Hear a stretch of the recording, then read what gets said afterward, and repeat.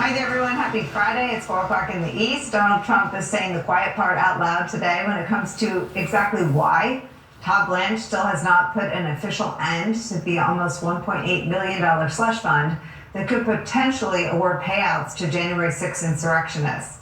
With the stroke of a pen, Todd Blanche could clear the way to being confirmed as the Attorney General of the United States by simply meeting the demands of Republican Senators Thom Tillis and John Cornyn and putting an end to the fund officially and in writing. But if there were any lingering open questions as to why he hasn't done that and where the resistance to doing that lies, Trump solved that mystery for us today. He made clear that keeping the fund alive is more important to him than getting his own completely sycophantic attorney general and former personal defense attorney confirmed by the United States Senate, writing this quote: John Cornyn never had a problem with the so-called fund, which will not benefit me, but rather the great American patriots who were hunted down like dogs and whose lives were unfairly and illegally destroyed until after I decided to endorse and support his Republican primary opponent in Texas. Perhaps there has never been a group of people treated so badly in our nation's history. They are still suffering still, many ruined, and I felt that they should be given compensation for what's been done to them. When pressed today in his cabinet meeting as to why he wouldn't put an end to the slush fund in writing in order to get his guy, Todd Blanche, confirmed, Trump tried to claim that Blanche has repeatedly said the fund is dead. Then he added this.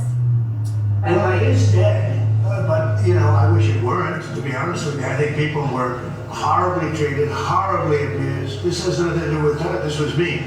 Horribly abused, and I'd like to see them compensated for the pain. I wasn't covered by that fund. I don't want to be covered by the fund. I probably was abused more than anybody in the history of our country. They went down for an innocent journey.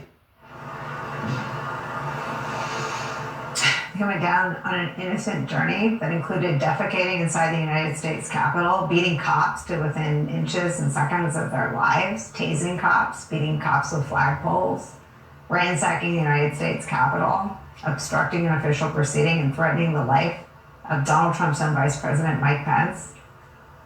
Okay. But that digging in on defending the criminals who did those things and the blatant signaling that Trump wants this fund alive and kicking is what is blocking Blanche's promotion and keeping his confirmation at an impasse, despite Todd Blanche's best efforts to placate or perhaps spin, lie, obfuscate to the two Republican holdouts. Tillis, for his part, sort of shot back at Trump today, writing this, quote, the president has made it clear today that the so-called anti-weaponization fund is still alive, which is exactly why we are attempting to formally end it. Anyone who attacked law enforcement should still be in prison, not getting a check from the federal government. It's a shame Blanche's confirmation that his hit a snag only because an incompetent personal advisor to the president refuses to amend the bogus settlement. Now further evidence this afternoon that the fund is still alive and that Trump is that incompetent personal assistant.